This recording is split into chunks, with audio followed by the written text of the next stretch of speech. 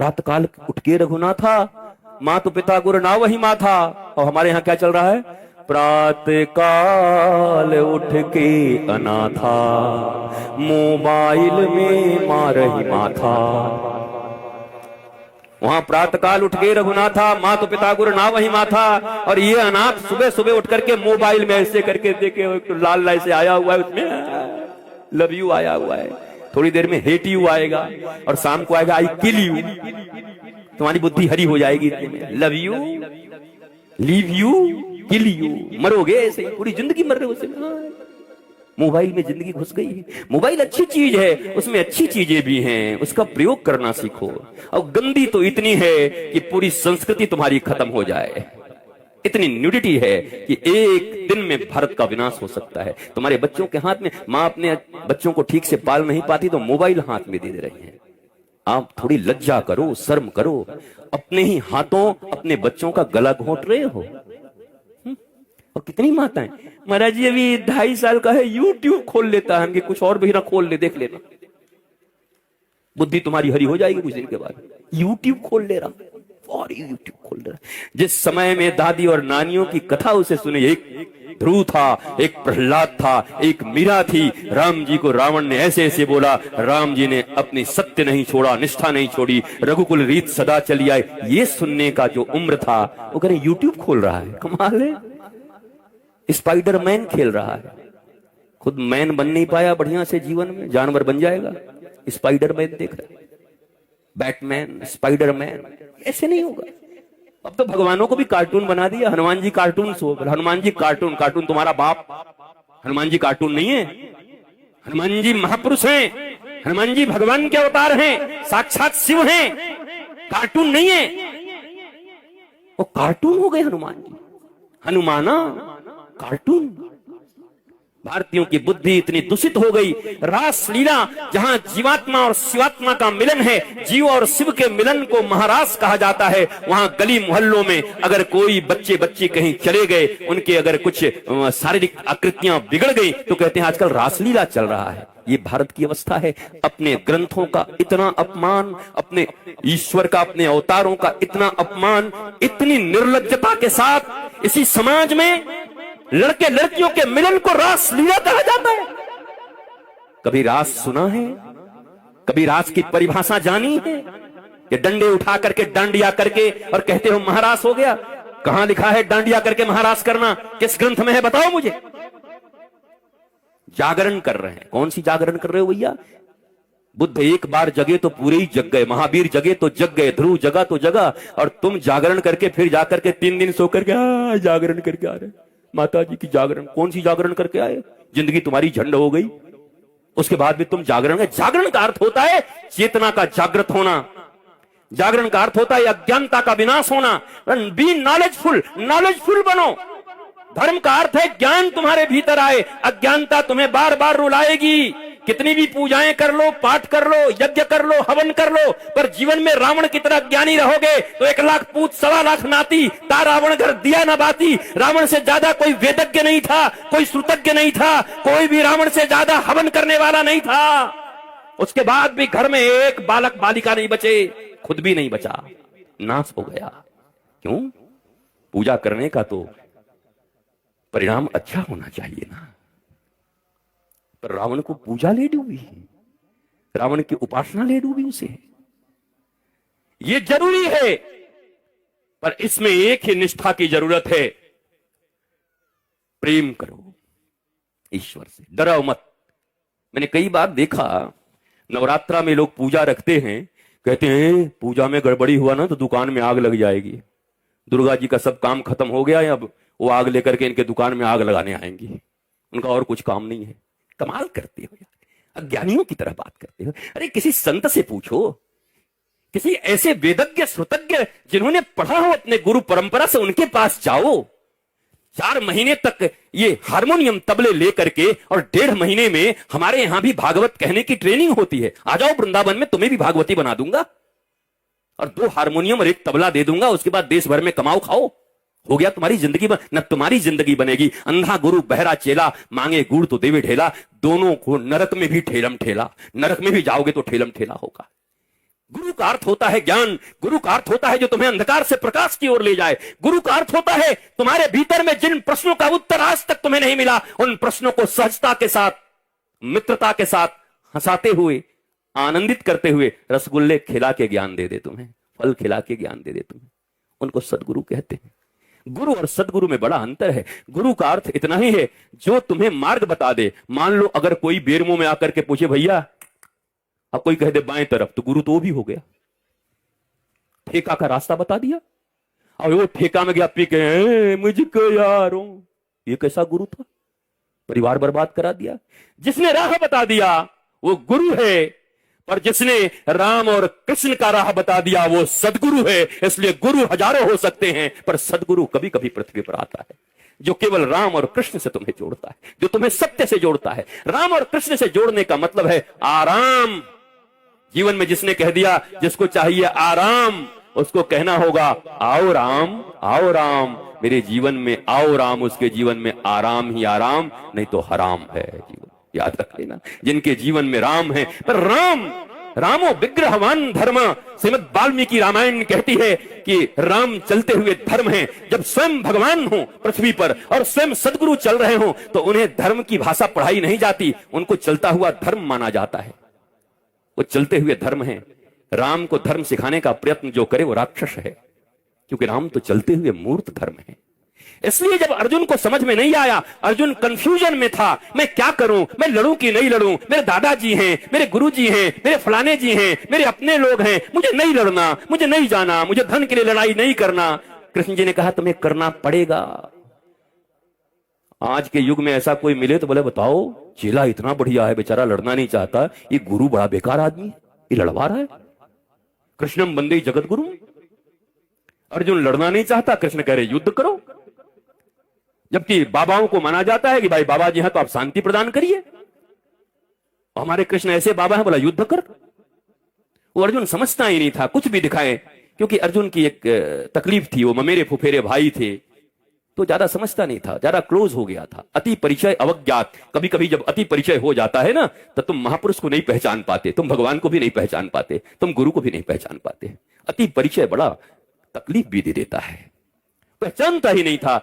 अंत में अर्जुन ने कहा एक बात बोलूं? बोला हाँ बोलूं। बोला शिष्यस्ते हम साधिमाम त्वाम प्रपन्नम। न तुम भगवान बनो मेरे लिए, न तुम फुफेरे और ममेरे भाई बनो, न मैं तुम्हारा जिज्जा बनो और तुम साले बनो। एक काम कर दो। क्या? बोला मैं तुम्हारा शिष्य बन जाता हूं, तुम गुरु बन जाओ कृष्ण। क्योंकि अगर मुझे समझना है तो गुरु के द्वारा ही समझना होगा। भगवान के रूप में मैं तुम्हारी बातें नहीं समझ पा रहा हूं। तब श्री कृष्ण ने अर्जुन को अपना शिष्य बनाया। गीता तो ये कहती है, तुमने तो पढ़ा है नहीं कभी। गीता में अर्जुन शिष्य बने और अंत में भगवान ने कह दिया सुन, तेरी समझ में बात नहीं आई कि मैं समझाते जा रहा हूं तो उल्टा करते जा रहा है। अब एक अंतिम बात कह रहा हूं। बोला हाँ प्रभु, 3-4 बात मुझे समझ में नहीं आ रही, एक फाइनल बात बोलो, क्या मानना? गुरुजी एक बात जो कहोगे मान जाऊंगा, वचन दे रहा हूं। तो भगवान ने 18वें अध्याय में कहा सर्वधर्मान परित्यज्य माम एकम शरणम व्रज अहम त्वा सर्व पापेभ्यो मोक्षयिष्यामि मा शुचा। ऐ सुन, अब एक बात केवल सुन, सर्वधर्मान परित्यज्यम, जितने भी धर्म है दुनिया के, जितनी भी ड्यूटीज है, सबका परित्याग कर और मेरी शरण में आ। जिंदगी में कोई भी पाप तुझसे होने वाला होगा तो उस पाप से रक्षा का और तुझे आनंदित रखने का वचन तेरा गुरु श्री कृष्ण कृष्णम वंदे जगत गुरुम दे रहा है। और अर्जुन आकर के समर्पित हो गए। फिर पूछने की जरूरत ही नहीं पड़ी। समर्पण बड़ी चीज है। तुम समर्पण नहीं करते, तुम आधे अधूरे हो। इस दिल के टुकड़े 1000 हुए, कुछ यहां गिरा कुछ वहां गिरा। तुम किसी के हो ही नहीं, किसी के बनो तो अच्छे से। तुम तो थोड़ा थोड़ा मान रहे हो, इतना इतना मान रहे, इतना सा। मानो तो पूरा मानो, फॉलो करो तो पूरा फॉलो करो। और याद रखो, फैमिली डॉक्टर की तरह अगर जीवन में गुरु भी मिल जाएं और विश्वास हो गया तो ऐसी कोई समस्या नहीं जिसका समाधान उनके पास न हो। ऐसा कोई आज तक बंधन नहीं बना जिसकी कुंजी सदगुरु के पास न हो, वो खोल न सके। वो तुम्हें चाबी पकड़ा देंगे, अपने बंधन को तुम ही खोल सकते हो, लेकिन तुम्हारा समर्पण पक्का होना चाहिए, विश्वास पक्का होना चाहिए। दशरथ जी के जीवन में कष्ट आया। सुनो, राम जी के पिताजी के जीवन में इतना बड़ा कष्ट आया। एक बार भूपति मन माही भयो गलानी मोरे सुत नाही। ग्लानि होगी, इन्फीरियरिटी। ओ मैं बुढ़ा हो गया, मुझे पुत्र नहीं हुआ, मेरी जिंदगी बेकार हो गई। अब ध्यान देना बेरमो के लोगों, जब दशरथ जी के जीवन में दुख उपस्थित हुआ, कष्ट उपस्थित हुआ, तकलीफ आई, तो एक बार भूपति मन माही, भयो ग्लानि मोरे सुत नाही। तो क्या किए?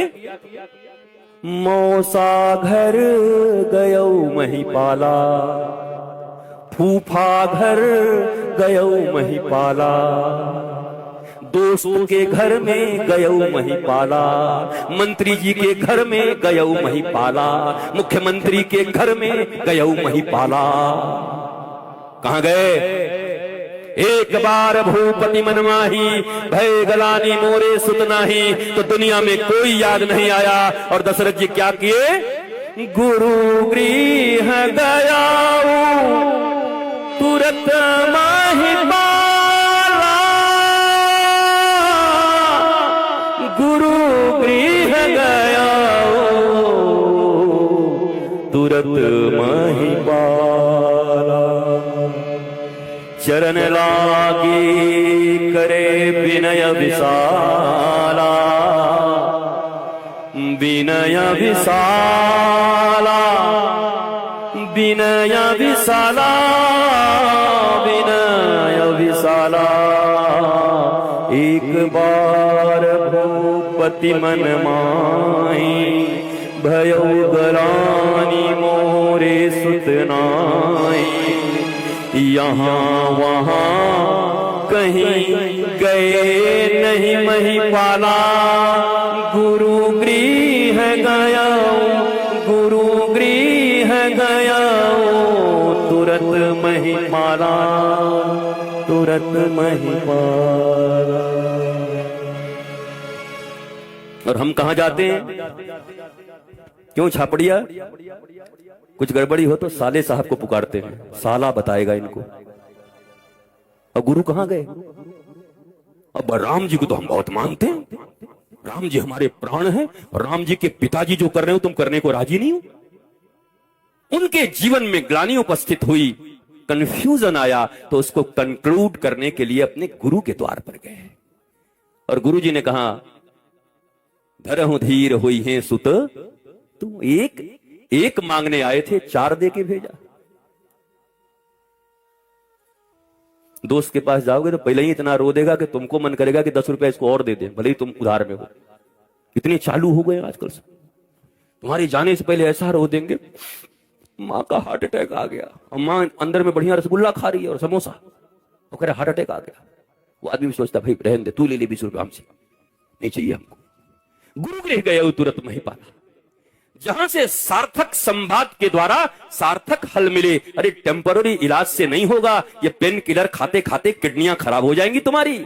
आज तो बहुत अच्छा लग रहा है, दवाइयां खा रहे हो, थोड़ा सा पेन हुआ, पेन किलर खा लिए, हो क्या रहा है अंदर में पता है? मरोगे पक्का, कोई बचाएगा नहीं।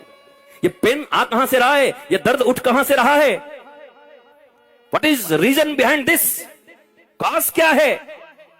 तो जो सदगुरु होते हैं वो कारण के ऊपर हमला करते हैं, कारण का निवारण करते हैं। किस कारण से इसके जीवन में दुख आया, उस कारण का निवारण करते हैं। ये दोस्त, ये मित्र, ये परिवार, ये रिश्तेदार, ये नातेदार, ये संसार, ये सब तुम्हें टेम्पररी रेमेडी देंगे, टेम्पररी रिलीफ दे सकते हैं। लेकिन अगर परमानेंट रिलीफ चाहिए, अगर निराकरण चाहिए, फिर जीवन में वो दुख दोबारा ना हो, वो ताप न सताए, तो किसी ज्ञानी सदगुरु के चरणों में जाना और पूछना, हे गुरुदेव भगवान, ऐसा दुख उपस्थित हुआ है, मुझे क्या करना चाहिए? और विश्वास रखना, उन्होंने जो कह दिया उस वचन पर और चल कर देखो। मैं आज भी इस भरे हुए पंडाल में कहता हूं, कोई भी ऐसा करके देखो, तुम्हारे जीवन की समस्या की। और ये कोई चमत्कार नहीं है, he is knowledgeful, he is living master. केवल दाढ़ी और चुंदी बढ़ा करके नहीं घूम रहे वो व्याख्या करने के लिए, नॉलेजफुल मास्टर। वेद वेदांत सिद्धांत, जिन्होंने इस शरीर के साइंस को भी जाना है और जिन्होंने आध्यात्मिक विज्ञान को भी जाना है, material science and spiritual science both, वो दोनों के मास्टर हैं। He is scientist, he is doctor. ये मत समझो बाबा जी आ गए हैं, बाबा जी आ गए हैं। तुम में से जितने लोग बैठे हो, ये जितने भी ग्रेजुएट के यहां विद्यार्थी हैं, तुमको केमिस्ट्री, फिजिक्स, जियोलॉजी और बायोलॉजी तो मैं पढ़ा सकता हूं पूरी तरीके से बिठा के, तुम्हारे क्लास कर सकता हूं, जितने ग्रेजुएट बीएससी के छात्र जितने, सबको पढ़ा सकता हूं। But this is material science. दुनिया में आज तक डिप्रेशन की कोई दवा नहीं बनी है। डिप्रेशन की जो भी दवा दी जाती है उसमें 70% अफीम होते हैं, तुम्हें सिर्फ सुलाया जाता है। आज तक माई का लाल कोई है नहीं जो डिप्रेशन का दवा बनाया है। तुम्हारे डिप्रेशन बढ़ते जाएंगे। इस दुनिया में डिप्रेशन और तनाव तभी दूर हो सकता है। सुनो, इस दुनिया में तनाव में वही हैं जो दो नाव पर हैं। जिन्होंने सदगुरु के एक नाव पर अपना कदम रख दिया, उनके जीवन में तनाव नहीं, आनंद होता है। उनके जीवन में राम होते हैं, आराम होता है, प्रेम होता है, शांति होती है, मस्ती होती है। और ये प्रयोग करो।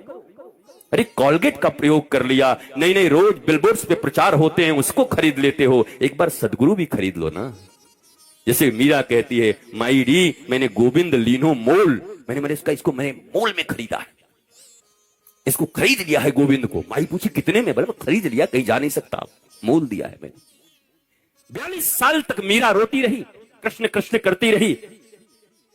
इतना दुख मीरा के जीवन में लिखा है, अगर मैं जान जाती कि प्रीत किए दुख होए, तो नगर ढिढोरा पीटती प्रीत न करी हो कोई। पर 42 साल की उम्र में मीरा की भाषा बदल जाती है। क्यों बदल जाती है मीरा की भाषा अचानक?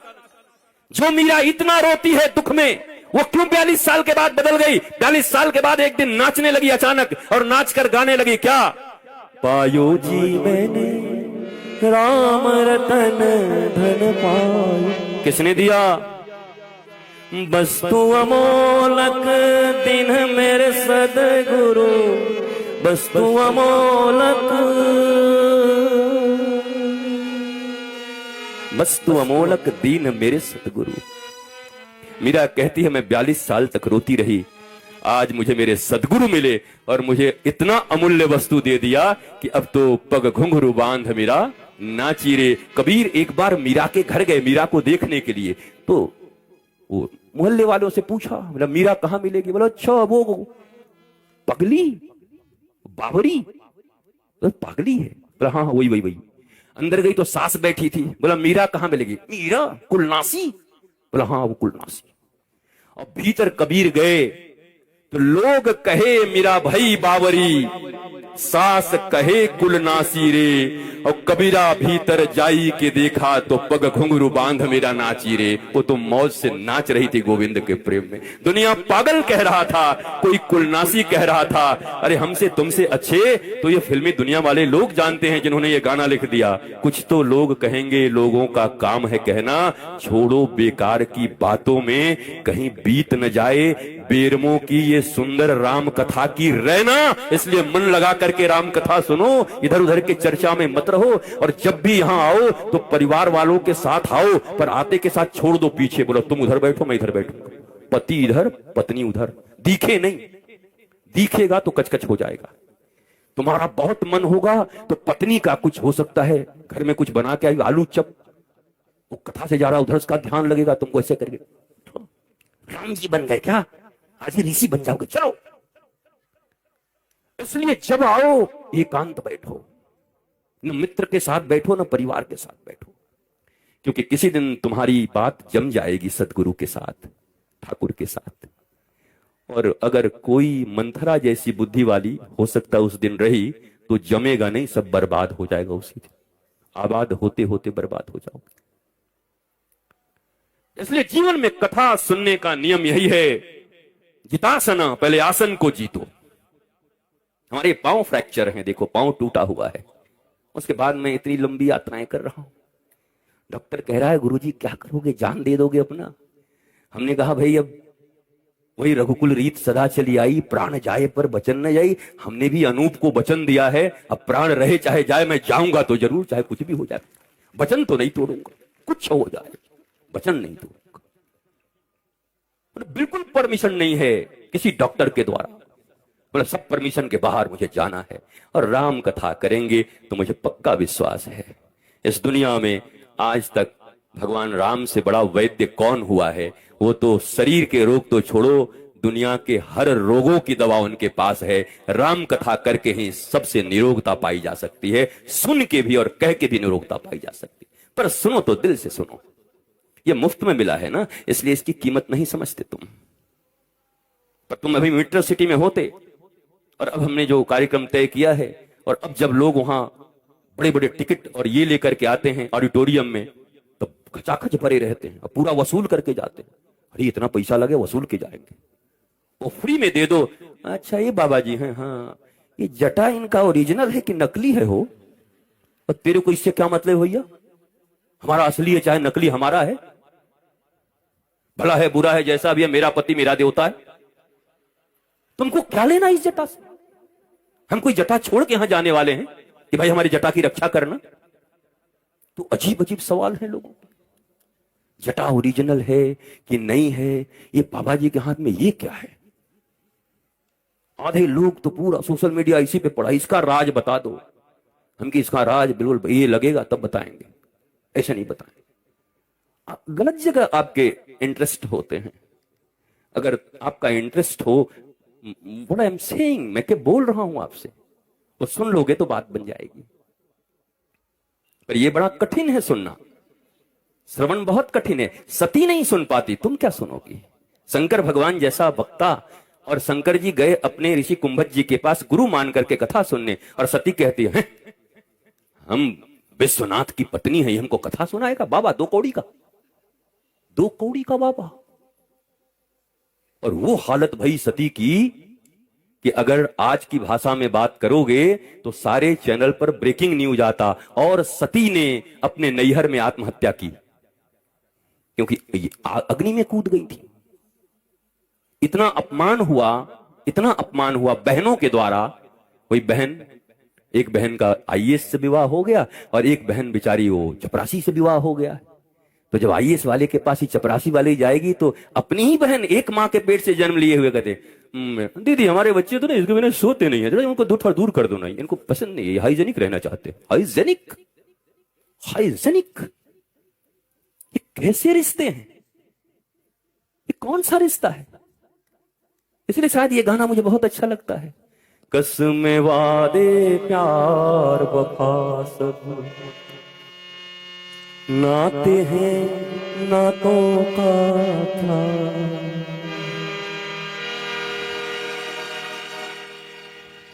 ये सब बातें हैं भैया, समय आने पे पता चलेगा, जगह मिलने पे पास दिखाया जाएगा, पास दिया जाएगा। एक बार टाइम तो आने दो, सब पास देंगे तुमको।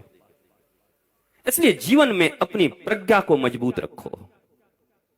एक तरफ रावण जैसा धनवान आदमी, जिसके कमोड भी महाराज सोने के हैं, सड़कें भी सोने की हैं, नालियां भी सोने के हैं, सोने के। तुम्हारे पास तो गोल्ड होंगे तो 10 ताला लगा के आए होगे लॉकर में भी। कहां है पत्नी, कहां रखी तुम्हारा?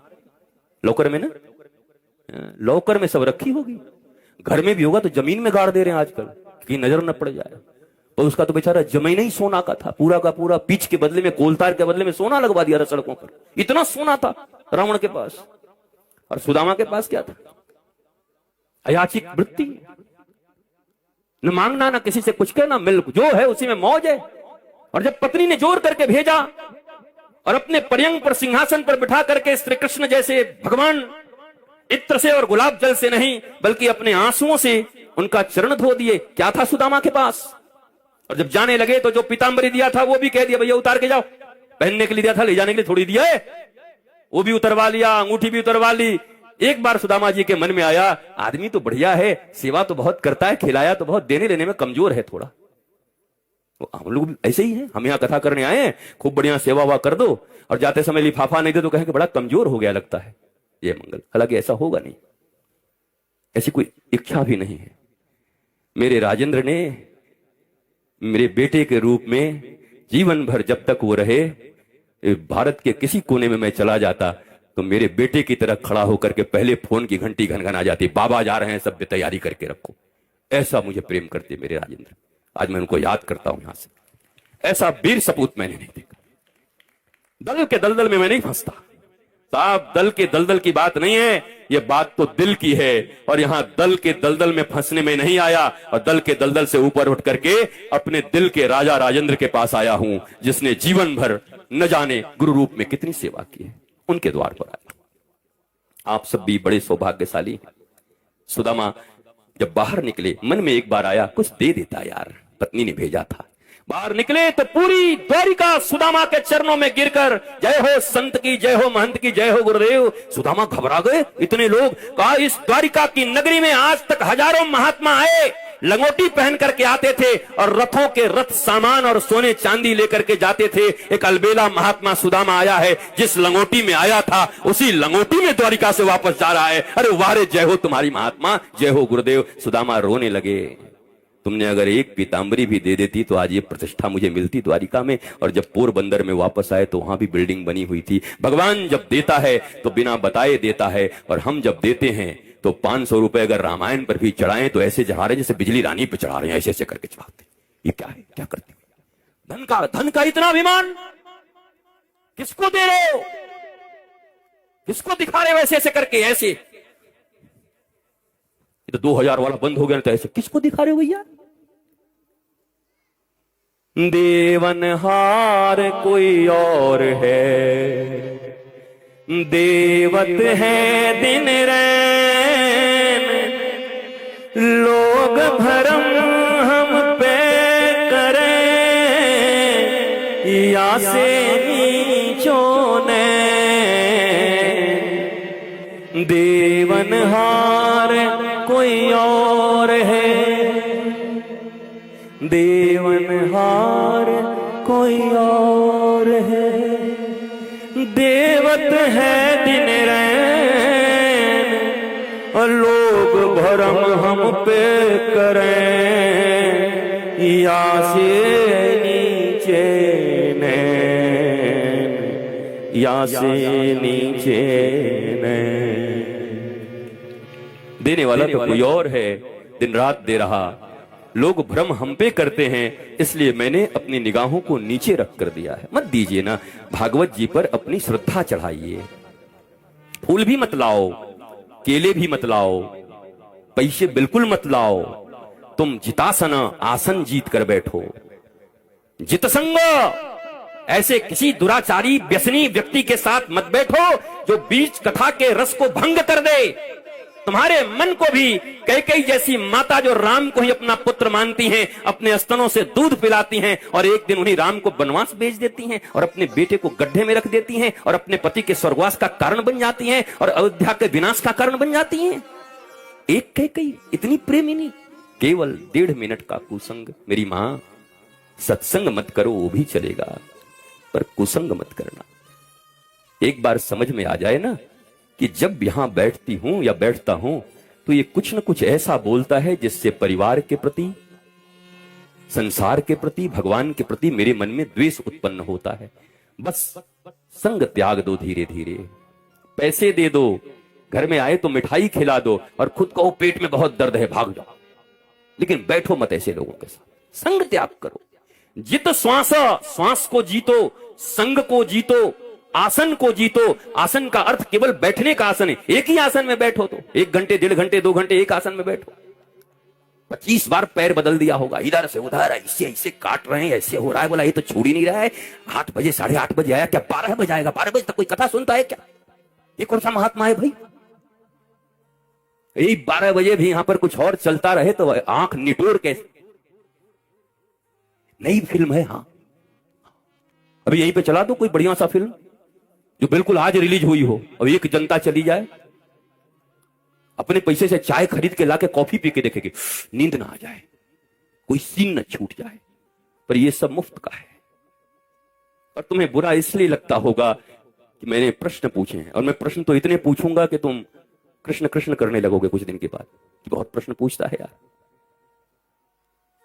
सफल माता पिता का लक्षण है जिस दिन पुत्र तुम्हारे तस्वीरों को अपने हृदय में रख ले। राम लखन सीता मन बसिया। और कोई उससे पूछे कि तुम्हारे लिए सुपरस्टार कौन है? बोला my father is my superstar, मेरे पिता मेरे। और तुम्हारे लिए सुपरस्टार? बोला माई मॉम, मेरी मम्मी मेरे लिए सुपरस्टार। तो समझ लो भारत बदल गया, 16 संस्कार जग गए। जब तुम्हारा बच्चा ही तुमको नहीं मानता सुपरस्टार, तो तुम दुनिया में कैसे सफल कहे जाओगे? तुम सबसे ज्यादा असफल हो इस दुनिया में। ध्यान दो, जो हो चुके हो अब कोई रास्ता नहीं है, तुम आनंद से जियो, पर जिनके पास चांस है तुम माता पिता बनोगे, अभी से सुन लो मेरे प्यारे बच्चों, तुम भी कभी माता पिता बनोगे तो प्रारंभ से अपने बच्चों को ऐसी संस्कृति देना, ऐसा संस्कार देना कि माता पिता गुरु और राष्ट्र का सेवक निकले, पूरे राष्ट्र की सेवा करे, माता पिता प्रसन्न रहें, समाज उससे प्रसन्न रहे, और ये सब तुम्हारे हाथ में, तुम बना सकते हो। नहीं तो ये अंधी दौड़ चलती रहेगी, कहीं तो कोई तो रोकेगा, कहीं से तो नई शुरुआत होगी। राम कथा का इतना ही मर्म है, राम कथा की मीमांसा यही है, और राम कथा का हेतु भी यही है। और राम कथा तुम हमसे ज्यादा जानते हो, और एक एक चौपाई जानते हो। भारत के हर व्यक्ति तुलसीदास जी ने इतना सहज कर दिया, सभी जानते हैं, पर उसके मर्म को न समझा। मेरे गुरुदेव सदा कहा करते, धर्म न जाने, मर्म न जाने और धर्म बखाने। मर्म को जानता नहीं और धर्म का व्याख्यान दे रहा है। तो इसलिए मैं हाथ जोड़कर आप सबसे निवेदन करूंगा, कल और परसों 2 दिन और ऐसे बैठोगे तो कौन करेगा। ऐसे जमाजम भरे रहो, आनंदित रहो, ऐसे स्टैंड बाई होकर के बैठे रहो कि आज तो पूरा कथा पी करके जाऊंगा यहां से। एक दिन न खाऊंगा तो चलेगा, एक दिन 2 घंटे कम सोऊंगा, कम दिन नहीं सोए हो, पता नहीं कौन कौन से कर्म में तो सोए नहीं हो, कौन कौन से कर्म करने के लिए तो रात रात भर जगे हो, कहां कहां भागे हो। अभी कोई बता दे कि 2.5 घंटे कथा सुनने के बाद कथा के बीच में ही 5-5 करोड़ का चेक मिलेगा, पर बीच में मिलेगा, जिसका ध्यान लगा रहेगा। मजाल है कि किसी का ध्यान हट जाए, सब 4-4 आंख लेके इसे देखेंगे। देखिए टीवी का कैमरा चलाइए, मेरा आंख देखिए, एकदम ध्यान से देखेंगे। पाप बड़ा ना भैया, सबसे बड़ा रुपया, ताता थैया, ताता थैया। भगवान से भी बड़ा जब वही है तो भगवान की कथा क्यों सुनने आए हो। तो जाओ ना किसी रुपया का कथा सुनो, और रुपया भगवान का पीछे चित्र लगे, बोलो रुपया भगवान की, रुपया महाराज की, रुपया बाबा की, वहां जाओ ना, यहां क्या है। ध्यान देना, लक्ष्मी वही टिकती हैं जहां नारायण रहते हैं। लक्ष्मी बहुत चंचला है, कभी किसी के पास नहीं रही, पर एक जगह वो अचंचल है। कहां? बोला क्षीर समुद्र में। जब भगवान सोए रहते हैं तो लक्ष्मी दोनों पांव को लेकर के अचंचल होकर, एकदम स्थिर होकर चरण चापन करती रहती है। लक्ष्मी का वाहन क्या है? अगर बिना नारायण के बुलाओगे तो लक्ष्मी अपने वाहन से आएगी, वो तो चंचला है, नारायण के पास चली जाएगी, वाहन छोड़ जाएगी। और ज्यादातर लोगों की हालत वही है, लक्ष्मी वाहन हो गए। अब हम सीधा नहीं बोल सकते आपको, अब लक्ष्मी वाहन क्या होता है समझ लो। क्या है बोलो, अपने मुंह से बोलो, जोर से बोलो। उल्लू। हाँ आपने कहा, मैंने नहीं कहा। तो लक्ष्मी का वाहन है वो आउल। वो जब अकेले आती हैं तो मनुष्य के बुद्धि पर अपने वाहन को छोड़ करके खुद नारायण के पास चली जाते हैं, और आदमी को फिर कुछ दिखाई नहीं पड़ता। सबको दिन में दिखाई पड़ता है, उसको रात में दिखाई पड़ता है, मतलब उसकी चाल उल्टी हो जाती है। ऐसे लोग जिनके पास धर्म सम्मत धन नहीं है, धर्म अर्थ काम मोक्ष ये चतुर्विध पुरुषार्थ हैं सनातन धर्म के, लेकिन अब क्या हो गया, धर्म गायब हो गया, मोक्ष गायब हो गया, केवल अर्थ और काम, डिजायर्स, इच्छाएं, वासना और केवल पैसे, ये 2 चीजें हैं। याद रखना, गंगा जी की आरती होती है कब तक? गंगा जब तक अपने किनारों में बहती हैं। कभी काशी चले जाओ, गंगा जी में जब बाढ़ आती है और लोगों के घरों में घुस जाती हैं, तो वही गृहिणियां उनको झाड़ू मार के बाहर निकालती हैं। एक बाबा जी ने पूछा, गंगा जी को झाड़ू मार रही है, आप कर रही है? बोला तो गंगा जी घरे में घुसी है तो क्या इनकी आरती करब, झाड़ू मारो। घर में क्यों घुस गई? जब दोनों किरानों के बीच गंगा जी रहती हैं तो सारी दुनिया उनकी आरती करती है, पर जब अपनी मर्यादा को गंगा जी भी तोड़ देती हैं तो लोग झाड़ू मारकर बाहर निकालना चाहते हैं। तो ये धर्म, अर्थ, काम और मोक्ष, ये धर्म और मोक्ष दोनों किनारे हैं। अर्थ और कामना की नदी इन दोनों किनारों के बीच बहती रहे तो तुम पूजे जाओगे, और अगर ये मर्यादा धर्म और मोक्ष का टूट गया, केवल कामना और पैसा रह गया, तो झाड़ू मारकर इस संसार से एक दिन निकाल दिए जाओगे। कहीं कोई प्रतिष्ठा नहीं होगी, वहां भी कोई प्रतिष्ठा नहीं मिलेगी। इसलिए 2 किनारों के बीच चलना, धर्म और मोक्ष के बीच में अर्थ भी जरूरी है। अरे आप माया त्यागने को बोलते हैं, मत त्यागो माया, हेलीकॉप्टर खरीदो हम तो कह रहे हैं, ताई त्यागोगे? राम जी पुष्पक विमान पर चलते थे, हम क्यों कहेंगे तुम माया त्यागो? माया त्यागने का अर्थ धन से कोई उसका अर्थ नहीं है, आसक्ति नहीं होनी चाहिए। जो कुछ है उसका सदुपयोग करिए। चला गया तो राम जी का है, आ गया तो राम जी का प्रसाद है। ऐसी दिव्य संतोष की भावना हो तो सुदामा की तरह रहते हुए भी मस्त रह सकते हो, और नहीं तो रावण की तरह होकर के भी रोज रोते रहोगे। सोना भी होगा पर रोते रहोगे और लोगों को रुलाते रहोगे। यही है राम कथा। आज तो भूमिका बनाने की तैयारी कर रहा हूं। भूमिका न बने तो कथा कहने में बड़ी तकलीफ होती है। वक्ता की भूमिका कुछ और हो और श्रोता किसी और भूमि पर बैठा हो तो नहीं हो सकता। जब हवाई जहाज में तुम कभी चढ़ते होगे तो देखते होगे तुम्हारी ये दामोदर नदी, ये गंगा नदी जहां से गुजरते होगे तो छोटी छोटी नालियों की तरह लगती है ऊपर से, और नीचे जब कोई छोटा बच्चा जो कभी हवाई जहाज पर नहीं चढ़ा नदी के किनारे होकर चिड़िया चिड़िया जा रहा है, चिड़िया बोला चिड़िया नहीं, उसमें 500 लोग बैठे हैं, हमको मूर्ख बना रहा है, इतना बड़ा उसमें 500 लोग कैसे बैठेंगे? देखो ये बच्चा भी देख रहा है उसको चिड़िया की तरह, पर वो चिड़िया की तरह है नहीं, उसमें कितने लोग बैठे, वो कितना विशाल है। और ऊपर जो पहली बार चढ़ा है और नीचे गंगा जी को नाली कह रहा है, वो ऊपर है, उस तल पर खड़ा नहीं है। दूरी के कारण गंगा जी नाली दिखाई पड़ रही हैं और दूरी के कारण इसको इतना बड़ा जहाज चिड़िया दिखाई पड़ रहा है।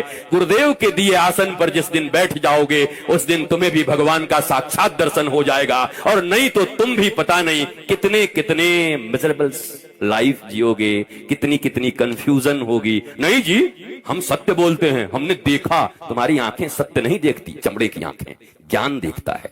शंकर जी के तीसरे नेत्र किसको कहते हैं? ये ज्ञान नेत्र है। केवल शिव जी के पास 3 नेत्र नहीं है, तुम भी शिव जी की संतान हो।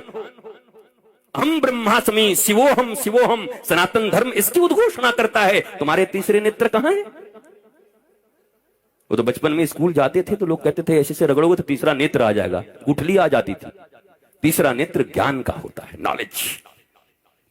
The beginning of real spiritualism is who am I, why I am here, what I am doing. Spiritualism यही है, मैं कौन हूं, क्यों इस पृथ्वी पर आया हूं, क्या करना था, क्या कर रहा हूं। अगर मैं सही राह पर हूं तो मेरे मन में अशांति क्यों है? अगर मैं सही राह पर हूं और 50 साल की उम्र आने के बाद भी अभी मेरा दिन कब अच्छा होगा, 70 साल के हो गए मेरा दिन कब अच्छा होगा, 90 साल के हो गए मेरा दिन कब अच्छा होगा, अब ऊपर जाओ अच्छा होगा। ज्ञान के बिना कभी जीवन अच्छा नहीं हो सकता। अज्ञानी रहोगे, पग पग पर धोखे खाओगे, ठगे जाओगे, रोओगे, रुलाओगे, अपनी संतानों की रक्षा न करोगे बल्कि उन्हें भी नरपिशाचों की तरह बना दोगे। अरे बनाओ ध्रुवना, बनाओ विवेकानंद, बनाओ शिवाजी, बनाओ प्रहलादना, बनाओ मीरा, बनाओ मदालसा, क्यों नहीं बनाती अपनी संतानों को? क्यों परेशान हो अपनी संतानों से, क्यों परेशान हो अपने घर वालों से? केवल अज्ञानता के कारण ये 3 दिन की राम कथा तुम्हें कुछ और नहीं देगी। पर ये पक्की बात मैं कहता हूं और भगवान राम को साक्षी मानकर कहता हूं, अगर ध्यान से आकर के बैठकर पूरे परिवार के साथ सुने तो तीसरे दिन तुम्हें भी यहां से तीसरा नेत्र मिलेगा। वो ज्ञान का नेत्र तुम्हारे समस्त दुखों का हरण करेगा। चीजें वैसे ही रहेंगी, तुम मस्त हो जाओगे। ये सृष्टि नहीं बदलेगी, तुम्हारी दृष्टि बदल जाएगी। ये गाने ऐसे ही भौंडे बजते रहेंगे। शादियों में जाओगे तब भी फिल्मी गाने बजेंगे, बारातों में जाओगे तब भी फिल्मी गाने बजेंगे। तुम्हारे बच्चों के मोबाइल में फिल्मी अश्लील गाने भरे हुए हैं, कहां कहां रोकोगे? उनको सुनने से रोक नहीं सकते, नहीं रोको। फिल्मी गाने बेकार नहीं होते, बस उनकी दृष्टि अगर बदल जाए। कोई यहां से गाता है बैठ करके, हम तुम्हें चाहते हैं ऐसे, मरने वाला कोई जिंदगी चाहता हो जैसे। अब तुमको अगर जीनत तमान और फिरोज खान याद आ जाए तो तुम बेकार बर्बाद हो गए। पर ये गाना गाते समय, हम तुम्हें चाहते हैं ऐसे, अब ये गाना किसके लिए गाएगा साहब? क्या इस गाने और भजन में अंतर है? मुझे सिखाओ। मुझे सारी दुनिया में इसी के लिए जाना जाता है कि 36 घंटे एक एक गानों पर मैंने बोल करके वेद के श्लोकों से उसको प्रमाणित किया है, रामायण के चौपाइयों से उसको प्रमाणित किया है। ये फिल्मी गाने भी तुम्हारे जीवन में धर्म के कारण बन सकते हैं, तुम्हारे जीवन में ईश्वर के प्रेम के कारण बन सकते हैं। ये गाना गाते समय हीरो हीरोइन कोई और नहीं, हमारे हीरो तो भगवान श्री राम और हमारी हीरोइन जानकी माता है, राधा रानी है। अगर ये भावना हो तो हर गाना भजन बन सकता है, और अगर ये भावना हीरो हीरोइन की हो तो हर भजन तुम्हारे लिए अश्लील गाने बन सकते हैं। ये अ से लेके ज्ञ तक इतने ही लेटर्स हैं, A to Z। इसी में वेद लिखे गए हैं, इसी में गालियां हैं। दृष्टि बदलनी है। गाना सुनने से नहीं रोक सकते बच्चों को, पर बचपन से सिखा सकते हो। क्या सुन रहे हो? बोले हमको हमें से चुरा लो। बोलो हाँ, यही बात अर्जुन ने कृष्ण से कहा था। बेटा, दुर्योधन गया था सेना चुराने और अर्जुन ने कहा था तुमको तुम्ही से चुरा लूं। हे कृष्ण, मैं तुम्हारे पास तुमको लेने आया हूं। अच्छा मम्मी? हाँ बेटा, इस गाने का यही अर्थ है। जब बेटा बड़ा भी होगा तो सोचिएगा ये गाना मेरी माँ ने कहा है भगवान श्री कृष्ण के लिए गाया जाता है, ये भजन बन जाएगा तुम्हारे बच्चे के लिए, तुम्हारे बच्चों की दृष्टि बदल जाएगी। ये तरीके हैं, ये ट्रिक्स हैं, the tricks of blissful life. शायद इसीलिए मुझे जाना जाता है, इतने लोगों ने शायद फॉलो करके पूरी दुनिया में इसीलिए सुना है कि ये कथा को भी जीवन के आनंद के ट्रिक्स को देकर के कहते हैं कि तुम्हारे जीवन में छोटी छोटी बातों से परिवर्तन कैसे आ सकता है। कथाओं से परिवर्तन होता है और सुनने वाला भी ईमानदार और कहने वाला भी ईमानदार होना चाहिए। बाबा की निगाहों में थैली दिखाई पड़ रही हो, कितना माल मिलेगा, और चेला दिख रहा है कि जब बाबा को जाते जाते एक बार पकड़ लूं, गिरे चाहे दूसरा टांग भी टूट जाए पर छू जरूर दूंगा इसको। एक तो गया, दूसरा आज तो चला ही गया था, मुझे ले गया था वो तात्री जगह है ना, तात्री में। एक बार तो मैं गया, हे भगवान, इतनी दुनिया से बच के आया, क्या झारखंड ही में खत्म हो जाऊंगा? हजारों लोगों ने ऐसा घेरा और एक पांव तो मेरा ऐसे ही गया। मैंने ऐसे ऊपर ठाकुर जी को देखा कि ये पांव हमारा राम मंदिर का जिस दिन शिलान्यास था, हम पूरा शिलान्यास किए, सब रहे, पूरे कार्यक्रम में रहे, दर्शन करके अंदर से आए और बाहर निकले और खड़ाऊ हमारी ऐसे ऐसे मुड़ गई। तो एक एंकल का एक थोड़ा सा वो बोन जो है फ्रैक्चर हो गया। तो हमने कहा एक तो ले गए अयोध्या में और आज हम इतनी प्रसन्नता से झारखंड में दूसरा भी ले जाओगे, लेकिन बच गए वहां। तो आप ऐसा मत करना, टांग मत पकड़ना, हम जो कहें उसको पकड़ लो। अगर गुरु की देखो, गुरु और शिष्य का सबसे प्यारा रिश्ता क्या है? गुरु के तन का ख्याल, गुरु अपने शरीर का ख्याल नहीं रखते, उनको कोई वो मौज में रहते, वो जितना दिन रहे न रहे, कोई महात्मा अपने शरीर का ख्याल नहीं रखता। गुरु अपने तन का ख्याल नहीं रखता, शिष्य अपने मन का ख्याल नहीं रखता। दोनों के बीच एक एग्रीमेंट हुआ है, गुरु अपने शिष्य अपने गुरु के तन का ख्याल रखेगा कि ये कैसे स्वस्थ रहें, और गुरु तुम्हारे बिगड़े मन का ख्याल रखेगा, उसी मन से मनमोहन को मिला देगा, उसी मन से तुम्हें एक दिन राम को मिला देगा। ये एग्रीमेंट है, इसलिए टांग मत खींचना हमारी, कुछ भी करना। मस्त रहिए, स्वस्थ रहिए। आज यहीं पर विश्राम देता हूं, कल हम सब पुनः यहीं पर मिलेंगे, लेकिन जितने बजे समय है उतने ही बजे। और अगर आपको समय घटाना बढ़ाना तो हमसे मांग लो, यहीं पर फिक्स कर लो। रोटी वोटी बना के आओगे तब बैठोगे, बताओ, हमें कोई दिक्कत नहीं। हमें कहा कर लो, मतलब टांग ऐसे टूटो भाई, हम यहां बैठे चाहे वहां बैठे, एक ही जगह बात। जब आई गए तो ये बैठ लो, कहा कर लो। तो ऐसा समय रखिए कि आप आइए, दिव्यता के साथ बैठिए, और जब आइए तो कीर्ति की और तन की सुधि भूल कर बैठिए। न अपना नाम याद रहे, बस ऐसे मानो रोम रोम कान बन गए हों, सबसे सुनना है बस। जैसे गोपियों के रोम रोम कृष्ण बन गए हैं, वैसे हर रोम हमारे कान बन जाएं, हमें सुनना है, बस सुनना है। और ये श्रवण आपकी जिंदगी में परिवर्तन लाएगा। मेरी माँ, मेरे भाई बहन, जो भी आप बैठे हो, पक्की बात समझो, आपके जीवन में परिवर्तन आएगा ही आएगा। और मैं बार बार इसलिए कह रहा हूं कि मैं भगवान राम और अपने गुरु की सौगंध लेकर कह रहा हूं, मैं निश्चल और ममता रहित और मोह रहित होकर के निश्चल भावना से आपकी सेवा करने आया हूं। आप भी निश्चल भाव से बैठ जाओ तो काम बन जाएगा दोनों का, और नहीं तो हमारा आना बेकार हो जाएगा। हम देखो भागे आए हैं, और ऐसा नहीं है कि हमारे पास बस फिर वही बात है, वो वचन जो है वो वचन का पालन है। अब आप बाई प्रोडक्ट हो, फायदा लेना है तो ले लो, नहीं तो हम तो 3 दिन के लिए बंधे हुए हैं, हमारे में तो लगी गई है। बाबा हाँ हम आपके बेटे हैं, हम हाँ बेटा, बांध तो दिया 3 दिन और खुद गायब हो गया, बताओ। बाबा यहाँ, बेटा गायब। मस्त रहिए, स्वस्थ रहिए, आनंदित रहिए। एक पंक्ति मेरे साथ बोलिए, जरा मुस्कुराइए।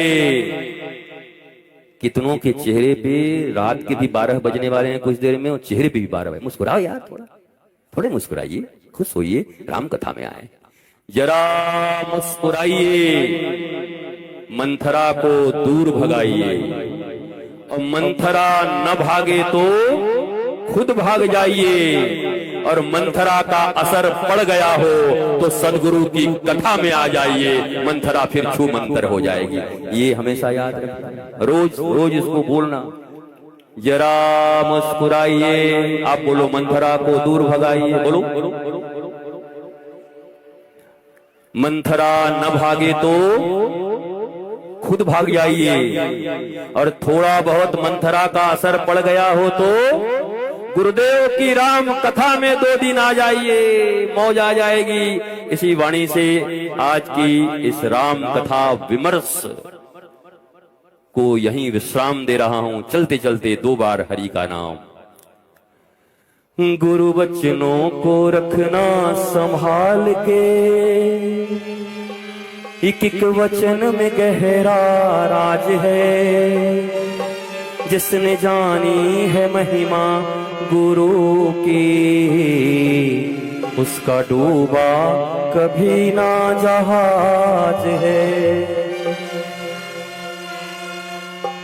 दीप जले और अंधेरा मिटे ना, ऐसा कभी नहीं हो सकता।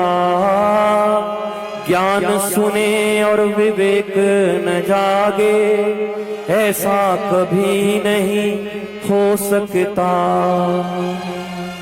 जिसकी रोशनी से रोशन जहान है, मेरे गुरुवर भी कितने महान हैं। जिसने जानी है महिमा गुरु की, उसका डूबा कभी ना जहाज है।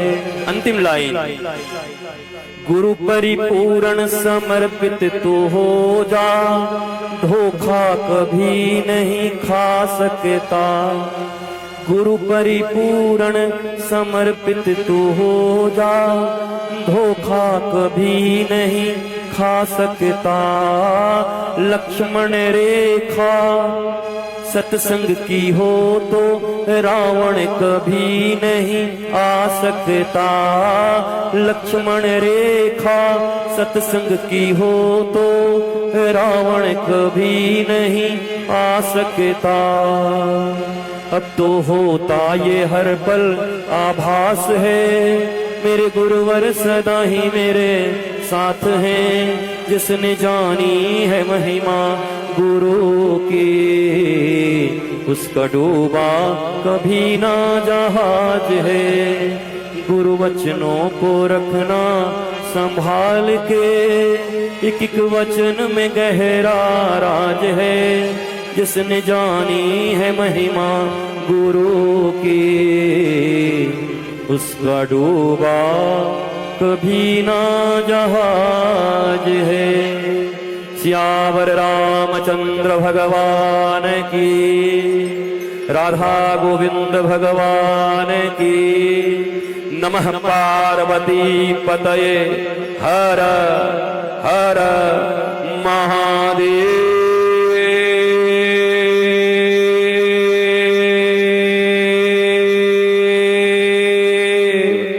शंभो शंभो शंभो